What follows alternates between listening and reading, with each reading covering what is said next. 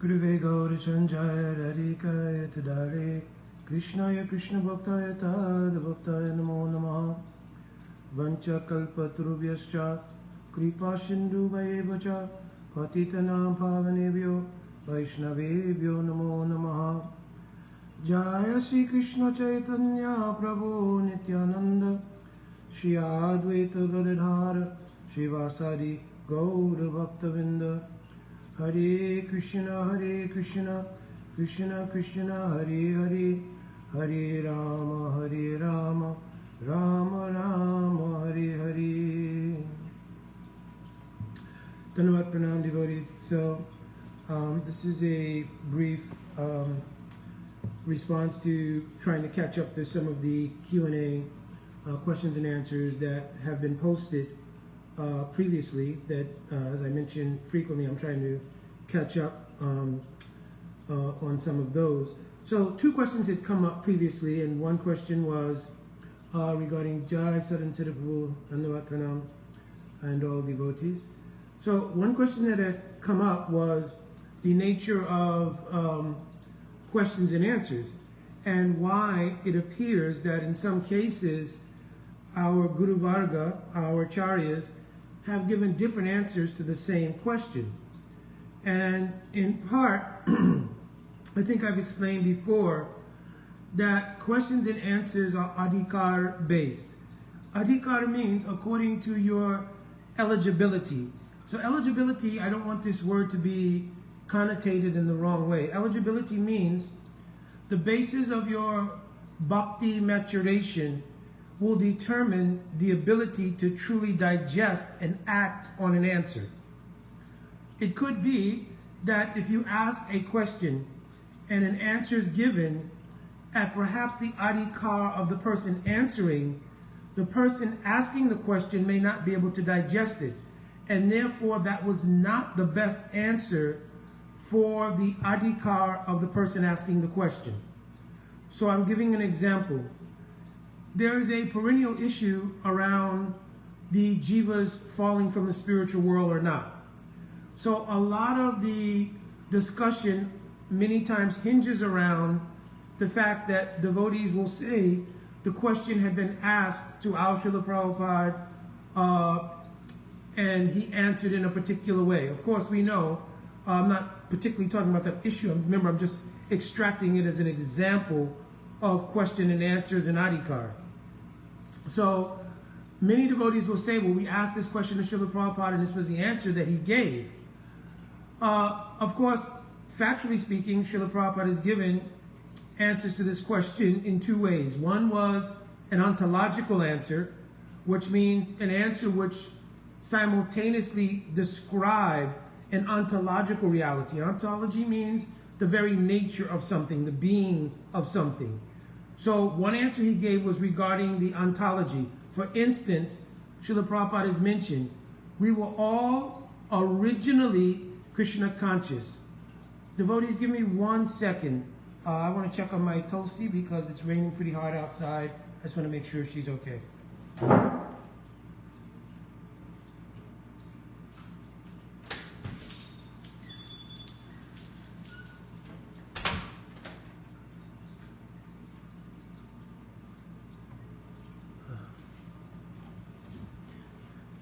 Tulsi appears to be fine and actually very much soaking up this wonderful rain, as is all the trees on the property. So, back to the point. So, Srila Prabhupada answered in a way by saying we were all originally Krishna conscious. So, if we took the sort of literal way we understand the word original, we would think that there was a historical origination of the jiva or the souls in the spiritual world, and now looking at our plight, we must have fallen here. But of course, you'd run into many theological issues as you went ahead and further investigated that. So one of the issues would be that, of course, in the spiritual world, there's no illusion. 2, in the spiritual world, relationships with Krishna cannot be broken. I've quoted verses on these things many, many times. So in order to reconcile that answer, you would have to understand that Srila Prabhupada was speaking in such a way to help us digest the idea simultaneously that we are constitutionally related to Krishna, but have not historically experienced that relationship. So that's called an ontological answer. Then there are some answers which are Siddhantic answers, and it requires the devotee to have the eligibility to digest the Siddhant.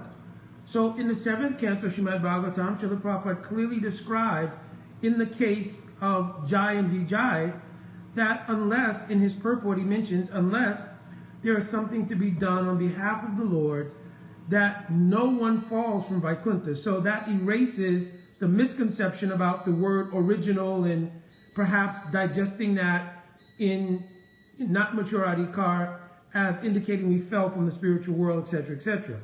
So here Srila Prabhupada is stating the Siddhanta, that no one can fall from the spiritual world, and in fact, the descent of Jai and Vijay is of the same nature in terms of the Yogmaya Shakti, which Bhagavan himself descends from.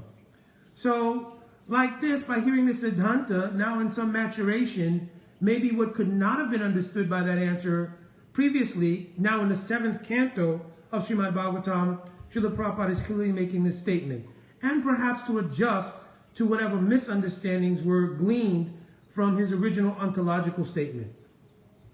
So, of course, this is not a discussion on the fall of the jiva or not. It is a discussion on questions, answers, and adhikar. So another example is that sometimes it's asked, if the jivas did not fall from the spiritual world, what was their origin? And I've heard several explanations given by our contemporary Guru Varga, and you can read even in Jaiva Dharma Bhaktivinoda Thakur, he's also given many narratives describing this. So, for instance, my Guru Padma used to say, in general, just like mustard seeds fall on the edge of a knife, and some fall one way and some fall another. So he gave this in a sort of general way, accommodating all adhikar, as to a simplistic answer around how the jivas end up, some in the spiritual world, some falling to the material world. On other occasions, he has spoken about tatashta. So the general understanding that many devotees had regarding tatashta shakti was that it was a locale that was situated in between the spiritual and material world, and that somehow or another, staged in that position, the jiva makes a conscious decision based on their free will. I've explained free will many times before. Based on this free will, and they come to the material world. Actual examples given from the Brihad Aranyakya Upanishad, quoted by Srila Bhaktivinoda Thakur in the 15th chapter of Jaiva Dharma, are used as evidence for this discussion. But when you take a closer examination of that 15th chapter of Jaiva Dharma, and you look at the question that precipitated Srila Bhaktivinoda Thakur's answer, Srila Bhaktivinoda Thakur has mentioned, in answer to the question of Brajanath, about what is the nature of being tatashta swabhav. So, listen carefully here. Tatashta swabhav means being of the nature of being tatashta. Means being situated in a position by constitution in which one can be influenced by either the spiritual energy or the material energy. So here again, the examples quoted by Srila Bhaktivinoda Thakur from the Brihad Aranyakya Upanishad of a large fish swimming from one bank to another and observing the activities, and then misusing free will to make the choice to come here, in that same 15th chapter, he himself directly quotes, I've given all of these things as examples to describe tatashta swabhav, the nature of being tatashta. He was not describing either a history or a locus from which the jivas originate. He was describing examples to elucidate what it means to be tatashta swabhav, having the nature of being marginal. So if you read carefully, all these things come out. So again, the point here being that questions and answers are always adhikar specific. So, for instance, I've also seen my Guru Maharaj, questions will be asked about particularly deeper subject matters in the theology, and Srila Gurudev will more or less say, first try to understand Vacho Vegam, Manasa Krodha Vegam, like this. In some cases, Srila Gurudev will go into some Siddhantic element of that question while still reining in that devotee to be very careful to hear what he has said, but to put into practice in your bhajan life the elemental things of bhakti in order to realize the siddhant that Gurudev is speaking. Many times also Srila Gurudev would speak during his Harikatha and say, those of you who can understand know who I'm speaking to. Others, you should put it in your file cabinet, so to speak. I'm paraphrasing here. Your file cabinet, and it will manifest later on in the maturation of your bhajan sadhan. So we should understand that sometimes when we think that there are different people giving different answers to different questions, you should understand that always question and answers are going to be Adhikara based. So the person answering the question and the person asking the question both are speaking from consideration of Adhikara.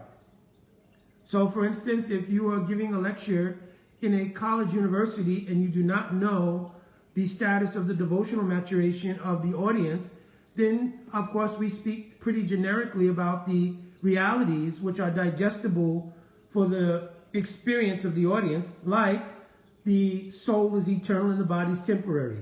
And based on that, we can understand why nobody wants to die. That the material world is inherently dual, and therefore we cannot experience a complete sense of bliss here, but bliss is always accompanied by some kind of dukkha, or unhappiness or misery, coming from three sources: our own bodies and minds, others, and natural disturbances. So all this kind of katha is in the experience of those you're speaking to. If you're in an audience and somebody asks a question that is about the nature of rasa siddhant or rasa vichar, then we can answer according to the maturation of that question. Like somebody may ask, actually, one very good friend, one disciple, but I consider all like friends, not like disciple. So he asked a question this morning about the nature of ras, like how Santa ras works, because even how Srila Prabhupada is described in talking in general about rasa siddhanta to describe the nature of each rasa, he described how Santa ras, based in neutrality, an example would be the trees or the grass and other things in Vrindavan, which we do not count in the sense of being in Sakya rasa, friendship, Vatsalya rasa, paternal rasa, or Madhurya rasa, conjugal rasa. But then Srila Prabhupada has also mentioned, our Guru Vargas have mentioned, in Braj, there's truly only three rasas: Sakya rasa, Vatsalya rasa, and Madhurya rasa. And this is because those things which in Siddhant, right, to describe the nature of rasa in a general way, like trees and so forth, you would say are in Santaras, but in fact, their function in Vrindavan is more in the mood of Sakya rasa. Each tree is thinking, oh, Krishna will come and take shelter of me today, and with his Gwalbal, means his coward boyfriends, they will have a picnic under the shade of my tree. The grass is thinking, oh, we should create a very soft spot for Krishna resting after he will take the prasad cooked by Rohini, Yashodama, and Radhika, that he'll have a very nice place to lay down. And they will think Shri Govardhan is Haridasavarya. He is the best of all friends because he accommodates everything in every particular kind of lila. What is this verse? Pramada Madana Kandre Kandrete. Right? One verse describing Govardhan provides in all of his or her caves so many different abilities for so many different kinds of pastimes to go on. Pramada Madana Lila Kandre Kandrete. right? So many different kinds of wonderful and beautiful leelas are going on in the caves of Vrindavan, right? So Vrindavan is acting in so many capacities. Sakha, Sakhi. You understand? So, but in general, the description about Santa Ras gives an example to understand the nature of Santa Rasa, but in Rasa Vichar, in other words, in a deeper level of Adhikara understanding, this description I'm speaking now, that would be presented. Understand? So this is the simple point I wanted to make, that we should not think there are discrepancies in answers. We should always be looking at reconciliation, especially when it comes to the infallible nature of our Charya Varga, right? In our Guru Parampara Charya Varga, they're beyond committing mistakes, subject to illusion, etc., etc. Therefore, we should look at reconciliation of their answers. Of course, those who are in unfoldment stage, then they will always use the vetting process of Guru Sadhu Sastra. Our Guru Vargas also are doing this, but Guru Sadhu Sastra is in their chitta, it's in their consciousness. You understand? They're tadatmik with Guru, Sadhu, and Sastra. Right? But those who are unfolding, right, and have not realized that tadiya means that oneness with Advayagan Paratattva, the absolute truth, then they will have to still, by example and by practical sense, use the vetting processes of Guru, Sadhu, and Sastra. And the Sastra Yukti means the logic and so forth that comes from those vetting processes. But we should always be looking at reconciliation. That if we hear two different answers, we shouldn't think, oh, one was right, one was wrong, or maybe it's because they're in different moods. So, you know, our Guru Dev told one thing, your Guru Dev said another, so they must. No, we should always look at how to reconcile, because the incongruity will be in us, not in our Guru Vargas. So hopefully, Prabhuji and Didi, this answered your question. It was a very nice question regarding the nature of why some questions appear to be different. The other question that came up was coming up from a group. There's a group who writes in questions from time to time, and I'm always very happy in communicating with them. Very nice group of devotees. So the question was about a lecture that I gave some time ago about how to do the dhyan in our daily practice. So they were asking questions about how to formulate that meditation outside of, because I spoke on it from the perspective of all of the bhajan elements, like waking up in the morning, our morning sadachar, like bathing and so forth, so on, and then doing the Guru Astakam, which is what they were primarily talking about. And of course, we sing also the Mangalarti Kirtan of Param Gurudev, Nitya Lila Pravishtam Vishnupad, Paramam Sastotar Sisimat, Srila Bhakti Pragan Keshu Goswami Maharaj. So I was explaining doing bhajan sadhan dhyan based on that. But they were saying, but what about throughout the rest of the day, and what about in your normal, sort of external dealings?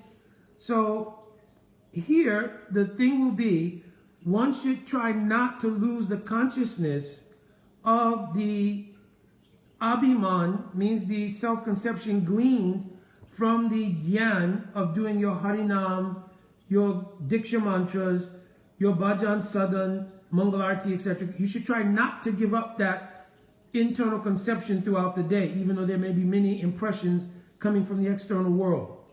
One way to do that is always to consider that I am the sevak in the temple of the deities of your home. So, for instance, my deities are Shishi Gora Gadadhar, Shishi Radha Vallabhu, and Giriraj. So myself and my good wife, we are sevaks in the temple of Shishi Gora Gadadhar, Radha Vallabhu. This is our status. If we're going shopping, doing the service of acquiring the boga to prepare offerings for them. If we are going to any, we are in a retired condition now, but if we have to raise funds or do any kind of fundraising or make money or anything, we're doing that to accommodate the service of the mandir. And mentally we should think, I am living in Braj. So there are two very nice small ponds near my home. So I meditate, I'm living at Radhakund. And that our temple is situated at Radhakund. And always meditating like this, I'm thinking, I'm a servant in the temple of Shri Shri Radha Vallabhji situated at Radhakund. Like this. So we can do like this. So then the question will become, but isn't that imagination? No, this is following instructions. Nama Sankirtan Sadhu Sangha Bhagavat Shravan Maturvas Shri Murtai Shraddhaya Sevan. These instructions given by Rupa Goswami Pad. How we should perform our bhajan life. If you cannot reside in Braj physically, one should do so by mind. You should not impose beyond those instructions other kinds of considerations. Oh, I am a manjari, I am this, I am that, etc., etc. For that thing, it should be either genuine internal realization, confirmed rather, with Guru Dev, etc., or someone you have deep faith in, or the genuine realization is self-evident also. So, but we should not impose that, because then it becomes kalpana, means imposed by imagination. Oh, I am living at Radhakund, I am a manjari, etc. So not like this, because that will set the seedling for prakrita sahajavad. Means like artificial performance of bhakti, simply stated, right? So, but we should have that meditation carry over into the functional aspects of our life, whether it's working, shopping, whatever. So we don't want to give up the abhiman, means self-conception obtained through sadhan bhajan. Because what we're doing essentially is we are accepting the subsidy of the Swarup Shakti coming in Harikatha, sadhan bhajan, other things given by Sri Guru and Parampara, and wanting that to take over our chitta. If you listen to your Diksha mantras carefully, the last part of your Diksha mantras is praying for just that. May the fullness of the revelation in Swarup Shakti of Sri Bhagavan, myself, and our relation, may that fully arise in my heart. So, to drown continuously the chitta in the absorption of the abhiman of being a sadhaka. Because Rupa Goswami said how to follow, even in Raganuga Sadhan, how to follow our aspired for relationship. Seva Sadhika Rupena, Siddha Rupena Chatrihi, Tadbhava Lipsunakara, Vraja Lok Anusarita. So how do you do Vraja Loka? What is this? Seva Sadhika Rupena, Siddha Rupena Chatrihi, Tadbhava Lipsunakara, Vraja Lokanusarita. How do you do Vraja Lokanusarita? So our Goswamis have mentioned, Srila Vishnu Chakravarti Thakur Pad especially, Rajlok Anusarita means we should follow in aspiration that person in the spiritual realm who we desire to have that service. That should also align with the Diksha mantras given by Sri Guru and our inner aspiration and the rising of the impressions of a particular type of ruchi from previous bhakti samskars. All these things will intersect and give this kind of impetus in the heart. But in practice, Raja Lokanusarata means how was Rupa, Sanat, Raghunath Das, Raghunath Bhatt, Jiva Goswami, how were they doing bhajan? How was my Guru Pada Padma doing bhajan? We should follow that modality. So this is Raja Lokanusarata, following how they did bhajan, sadhan. Understand? To the best of our capacity. So in this way, the meditation need not be diverted in lieu of, well, now I have to go to work, or now I'm going shopping, or now I'm going to the mechanic to fix the car. I still remain the sevak of Shri Shri Radha Vallabhji, to fix the vehicles for seva, to go to the bank to deposit the funds used in the seva, to meet with the devotees, and therefore getting in the car and driving down the road and being caused. It's all in the same mood of being the seva of Shri Shri Gaura Gadadhara Shri Shri Radha Vallabhji. So the abhiman should not change. Of course, sometimes things happen and the impulse of those things from the material energy push on us to push us away from that abhiman, but we should try to come back, try to bring ourselves back into the position, I am only the sevaka, Daso Shmi of Shri Shri Radha Vallabhji, with aspirations for a particular mood, etc., etc., like this. So your meditation need not be broken by other functional things in the world. I quote this verse so many times. Mabu quoted to Raghunath Das Goswami, Antaranishtakara Bayalok Vyavyahara. Simple. That internally be completely nishta in your abhiman. And Vyavyahara means prudently deal with the material world. Simple, like that. All right, devotees, it's time. Speaking of that for Seva, I have to put the offering on. All right, my Dhanavad Pranam. Vancha Kalapataravishcha Kripa Shindavevacha Patitanam Bhavanevyo Vaishnavevyo Namo Namaha. Jai Radhe Radhe.